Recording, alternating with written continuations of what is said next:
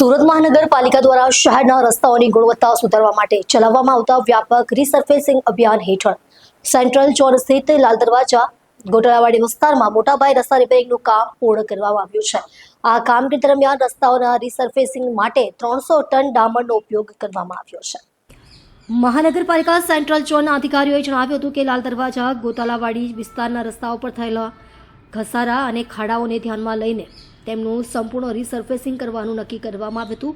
આ કાર્ય પૂર્ણ થવાથી અત્યાર સુધી આ વિસ્તારના લોકોને રોજબરોજના સફર દરમિયાન થતી તકલીફમાં ઘટાડો થવાની અપેક્ષા છે અને વાહન વ્યવહાર સરળતાથી ચાલશે।